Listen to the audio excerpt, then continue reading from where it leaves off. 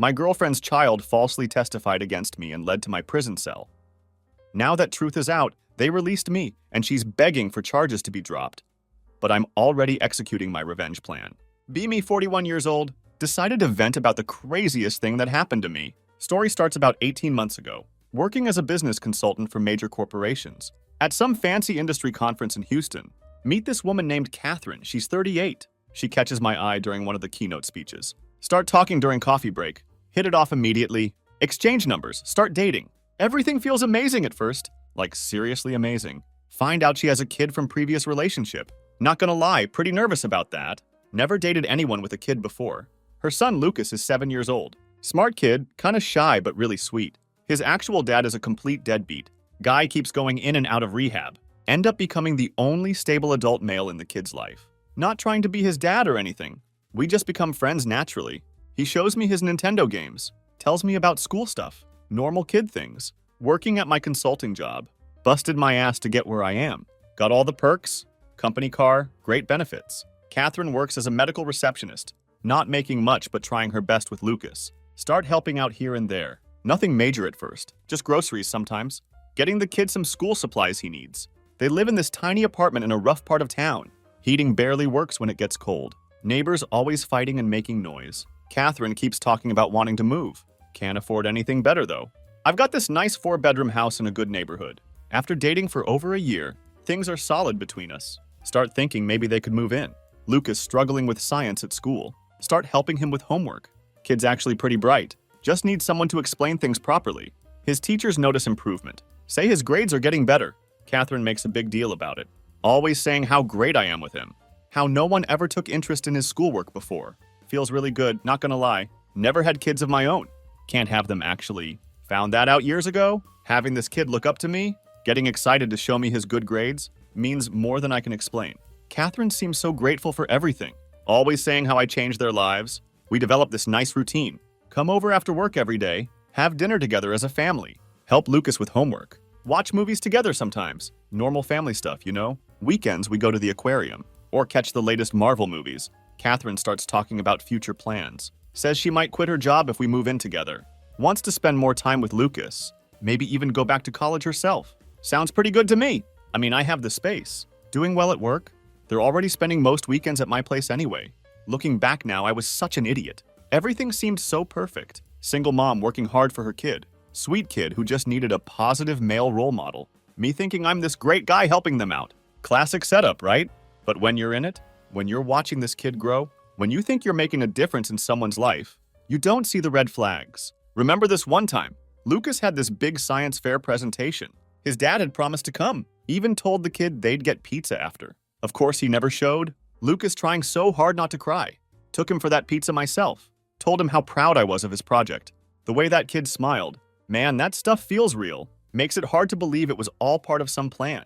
We were even planning a vacation together. Lucas had never been outside the country. Catherine found this great deal for a week in Italy. I was going to cover most of it, but she insisted on contributing what she could. That's another thing that made it all seem legit. She never just took handouts, always tried to pay her way when possible. But yeah, that's how everything started. Before it all turned into absolute hell. Things start getting weird about 3 months before everything explodes. Looking back now, I can see how Catherine was setting everything up. Too stupid to notice it at the time. She suddenly gets super interested in my work. Like really interested? Asking all these questions about our client database. Wanting to know about security protocols? How we handle sensitive information. Thought she was just showing interest in my career. Maybe thinking about getting into consulting herself? What an idiot I was. She starts having constant emergencies with her laptop. Keeps asking to use mine to check her email or do some online banking. Always when I'm around at first. Then finds reasons to use it when I'm in the shower or when I'm cooking dinner. Should have noticed how fast she'd close everything.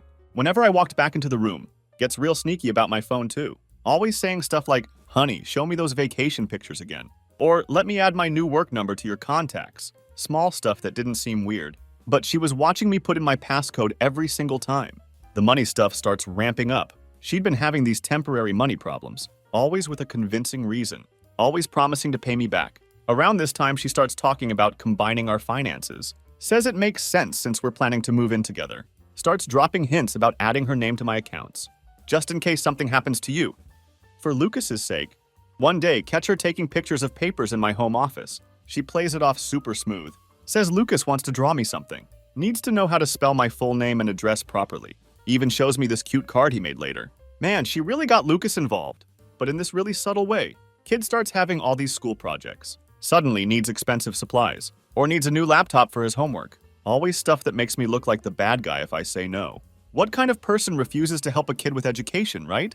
The worst part was how she used my work schedule against me. Knew I had this huge project coming up, going to be working late a lot. Starts planning all these family dinners, saying how Lucas is so sad he barely sees me anymore. Makes me feel guilty for working so much. She even starts messing with my friendships.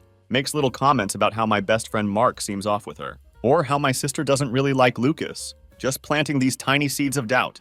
Getting me to trust her more than anyone else. She starts showing up at my office with lunch. Gets to know the receptionist really well. Super friendly with everyone. Building up this image of the perfect girlfriend. Even has Lucas make Christmas cards for my whole team. Everyone thinks she's amazing. My boss keeps joking about when I'm going to propose. Then this weird thing starts with my mail. Notice some stuff isn't arriving. Bank statements, credit card bills, that kind of thing. She volunteers to get my mail when I'm working late. Her idea, says the mailman keeps mixing up the boxes. Probably just got lost in the system. Even helps me set up paperless billing to solve the problem. Yeah, real helpful. She makes it all seem so natural, so inevitable. Like we're just moving toward this perfect future together. I wanted to believe it. Wanted to believe I had finally found something real. That this family we were building wasn't just in my head. But there were moments, tiny fleeting moments, where something felt off. This weird tightness in my chest when she'd bring up finances, a split second of hesitation in her voice. When she'd talk about our future, I'd shake it off. Tell myself I was just being paranoid, that I was overthinking things. After all, wasn't this what I wanted? A family, a place where I truly belonged. I ignored the nagging feeling, let myself get swept up in the dream she was spinning. And that was my biggest mistake. The last few weeks before everything went down, notice how Lucas starts calling me dad by accident. Catherine and I talk about our future, making all these plans, even start looking at engagement rings online. I'm enjoying these moments. Never expected what would come next. Everything goes sideways on a Wednesday morning. I'm in this big team meeting, presenting quarterly reports to the executives. My phone keeps buzzing in my pocket. Ignore it because I'm in the middle of this important presentation. As soon as the meeting finishes, check my phone. 4 missed calls from reception. Weird, but not panic-worthy. Figure maybe Catherine tried to drop off lunch or something. Heading back to my office. See them? 2 police officers. Talking to my boss outside his office? Even then, I don't think it's about me. Funny how your brain works. My boss sees me. Gets this really weird look on his face. Calls me over. The police officers turn around. Can still feel that moment in my gut. You know that feeling when your whole world just stops? Everything goes quiet and slow. Like you're underwater.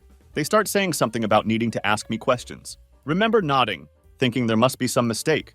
Then they start reading me my rights. Right there in the middle of my office. In front of everyone.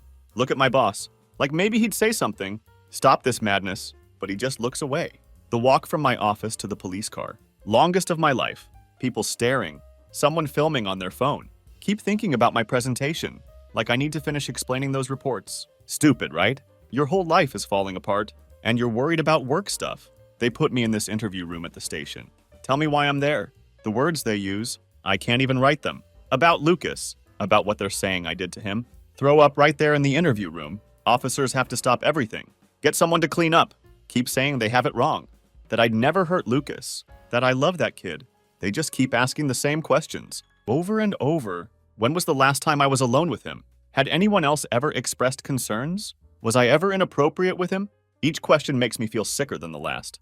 12 hours. That's how long they keep me there. 12 hours of the same questions. Different officers. Same accusations. No phone. No contact with anyone. Just me in that room. Trying to understand how my life turned into this nightmare. When they finally let me out on bail. Can't even go home. Part of the conditions. No contact with Catherine or Lucas. Have to stay away from their home. Stay away from his school. Had to give them my passport. Like I'm some kind of criminal. They take my work laptop. Take my phone. Say they need to check them for evidence. End up at this cheap motel near the station.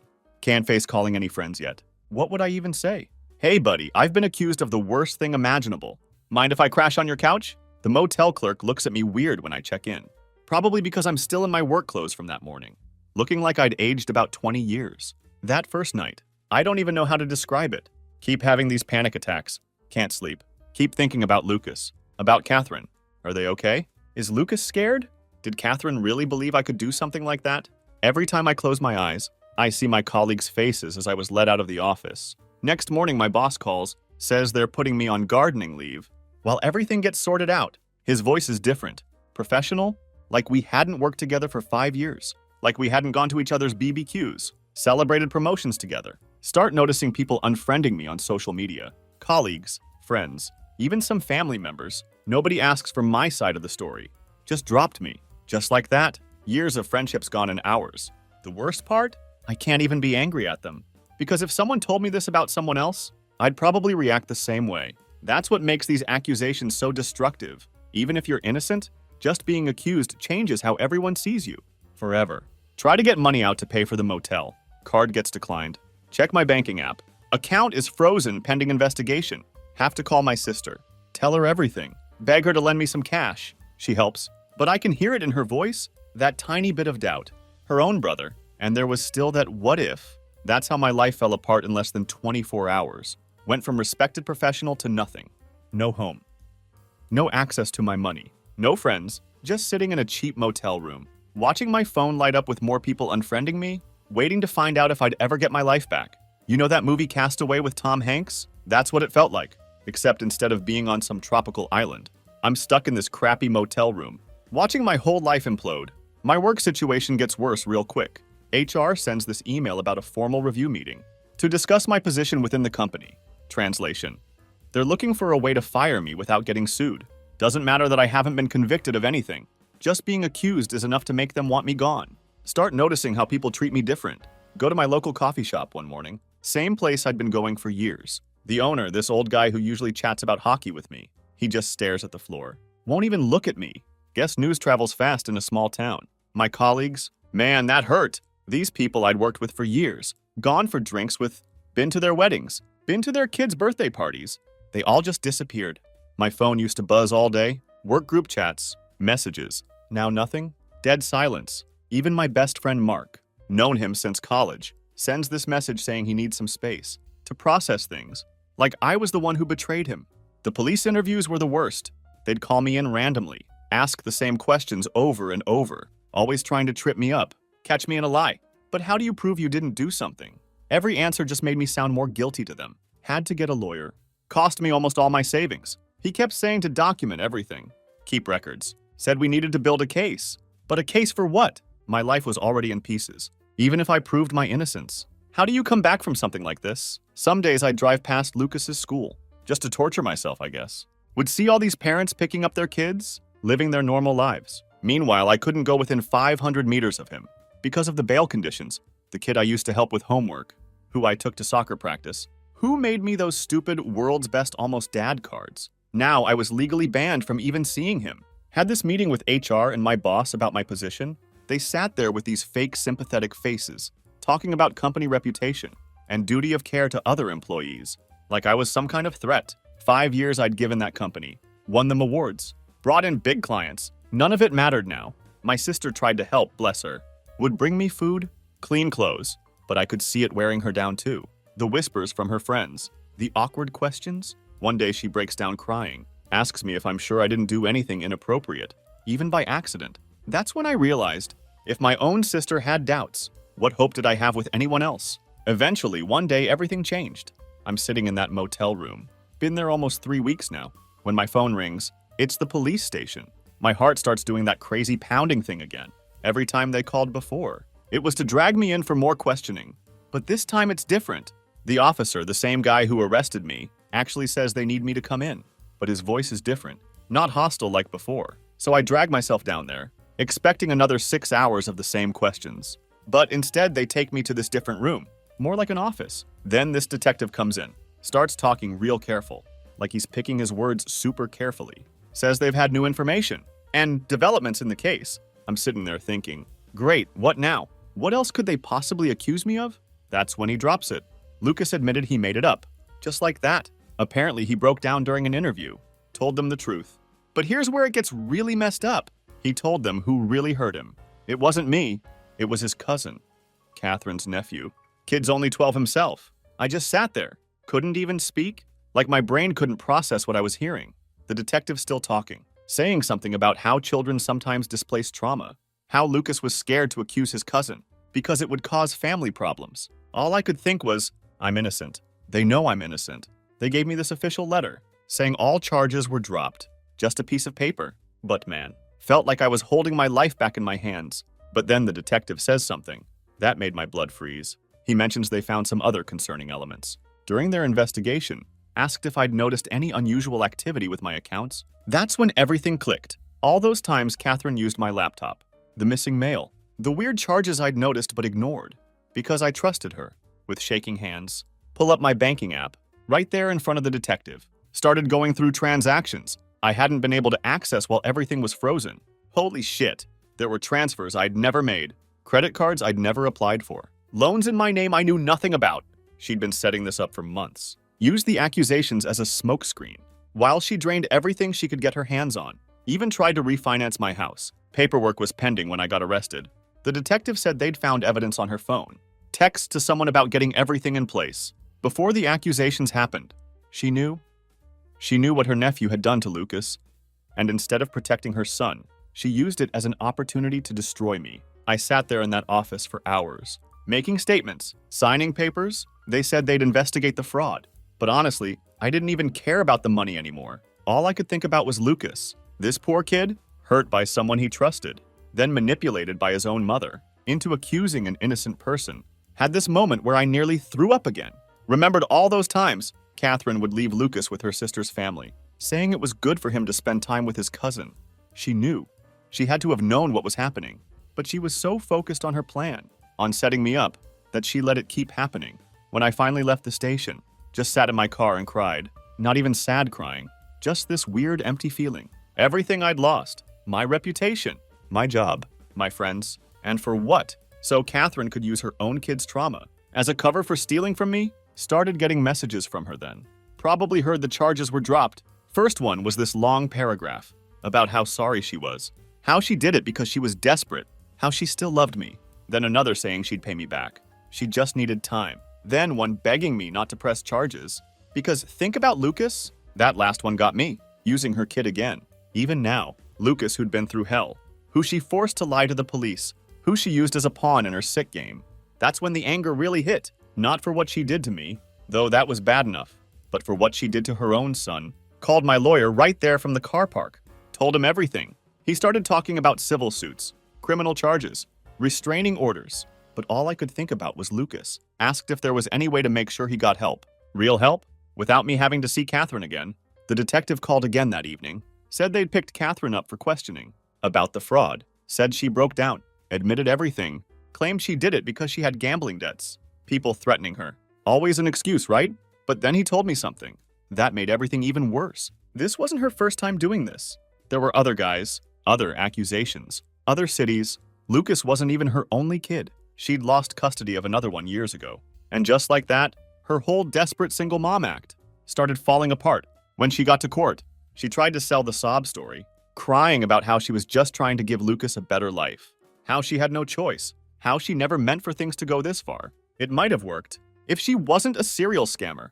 3 of her exes came forward then. She'd pulled the same stunts on all of them, with proof. One nearly lost his house. Another was falsely accused of abuse, and the last went bankrupt trying to support her. Then the prosecution played the recording. Her laughing about how men are so easy to control. She went pale. The courtroom gasped. Her lawyer had nothing. Then came the final blow. The judge asked why. If she was so desperate, she had wired thousands to an online casino. Just weeks before my arrest, the prosecution pulled up bank records, straight from my stolen accounts. Her lawyer stammered. She broke down, and for the first time, she realized she was done. She tried one last move, begging, playing the victim, claiming she was just a mother who wanted the best for her son. The judge didn't even flinch. A good mother doesn't use her child as a weapon. 4 years. No parole. No lenience. As she was led away, she tried to make eye contact with me, like I was supposed to forgive her, like I was supposed to save her. I didn't. She mouthed, "Please help me." I turned my back and walked out, but my whole body went cold. All the stories about Lucas's dad being in rehab, about her struggling as a single mom, about her terrible ex who abandoned them. How many of those were lies? How much of the person I thought I knew was real? After everything opened my eyes to the reality, something in me just snapped. Not in a violent way, but more like I finally woke up. All that confusion and depression turned into this cold, focused anger. I decided I wasn't going to be her victim anymore, so I hired the best fraud lawyer I could find. Maxed out my last clean credit card to pay for it, but it was worth every penny. Guy took one look at my case and actually smiled. Said Catherine had made some amateur mistakes. In her paper trail, that would make this easy. Remember that detective who told me about her past victims? Well, I had my lawyer contact them. Turns out Catherine had a pattern. She'd done similar stuff in 3 other cities. Always targeted successful guys. Always used her kid as part of the con. But she'd always managed to skip town. Before things got too hot. Not this time. I gave the police everything. Every email, every text, every bank statement. Those pictures she took of my documents, she wasn't as tech-savvy as she thought. They still had the original metadata, showing exactly when and where they were taken. My lawyer called it a paper-perfect fraud case. Then I went after my company. See, while I was sitting in that hotel room, thinking my life was over, I'd been making notes of every conversation, every email, every meeting. Documented how they treated me before any conviction, how they were trying to force me out. When my lawyer saw it, he actually laughed, said they'd violated about 6 different employment laws. Had this meeting with HR and the regional manager brought my lawyer along. You should have seen their faces when he walked in. Suddenly, all that talk about protecting the company's reputation disappeared. Funny how quick they changed their tune when they realized I could sue them for unfair dismissal and discrimination. The best part? Catherine tried to contact me again, crying about how she was sorry, how she'd pay me back, how she needed help. I didn't respond. Just forwarded every message to my lawyer and the police. Each desperate message just dug her hole deeper. Then I found out she'd started bad-mouthing me on social media, playing the victim. Perfect. My lawyer said that was exactly what we wanted. More evidence of defamation. Every post, every comment, every lie she told just made our case stronger. Remember those friends who ghosted me? They started crawling back. Once the truth came out, Mark, my supposed best mate, tried to act like nothing happened. Just looking out for the kids, mate, he said. Yeah, well, looking out for your mate of 15 years might have been good too. I blocked his number. Found out Catherine had been lying to Lucas about his real dad too. Guy wasn't in rehab. She just kept them apart with false accusations. My lawyer helped me get evidence. To his father's attorney, now she's facing interference with custody. On top of everything else, my company settled out of court. Full back pay, hefty compensation for the emotional distress, and a glowing reference for my next job. They even offered to keep me on with a promotion. But by then I was done with that. Lucas is with his dad now, getting proper counseling. I sent him a letter through his therapist. Told him none of this was his fault. That he's just a kid caught up in Catherine's games. Not sure if he'll ever read them, but it felt right.